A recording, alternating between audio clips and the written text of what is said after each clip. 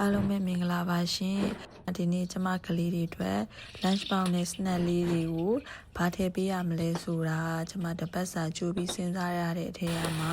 ဒီနေ့သူတို့အတွက်အုတ်ကြုံငါပြောသည့်အုတ်ကြုံပန်ကေးလေးနဲ့ဒီနေ့ဒီမင်းစုပ်ကြော်လေးကိုထည့်ပေးမှာပဲဖြစ်ပါတယ်ငါပြောသည့်အုတ်ကြုံပန်ကေးလေးလုပ်ဖို့အတွက်ငါပြောသည့်တစ်လုံးကြုံနှလုံးအုတ်ကြုံလေးစွန်းနဲ့နွားနို့ထည့်ပြီးတော့ကျမချိတ်ဆက်ထဲကိုထည့်ပြီးတော့မှုလိုက်ပါတယ်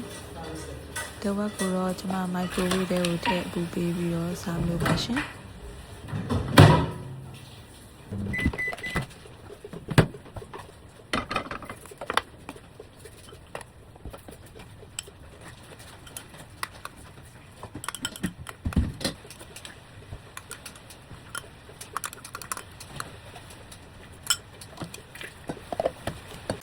ဒါလေးကတော့စက်သားလုံးကြော်လေးပါ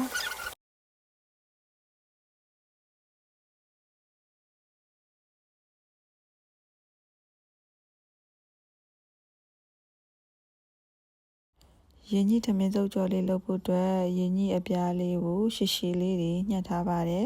ထမင်းဖြူတော့စားလေးနဲ့နေထားပါတယ်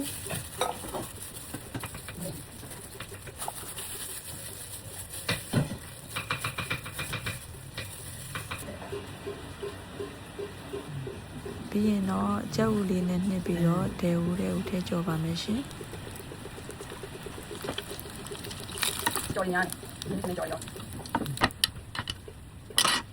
ကဲခုဆိုရင်တော့ထမင်းဘူးလေးတွေပြင်ဖို့အတွက်အဆင်သင့်ဖြစ်နေပါပြီထမင်းဘူးတွေကိုရင်းကြီးကြော်လေးတွေအစီရင်ထည့်စက်သားလုံးကြော်လေးထည့်ပြောင်းမှုကြော်လေးထည့်ဆက်လက်ရွက်လေးနဲ့အလှဆင်ပန်ကိတ်လေးကိုတော့နတ်တယ်လာချောကလက်လေးနဲ့ယူတုပ်ပြီးတော့ထည့်ပေးလိုက်ပါတယ်当有还是这样的。那哪里打断？打断你那里？Pinky，对吧？Pinky 阿辉，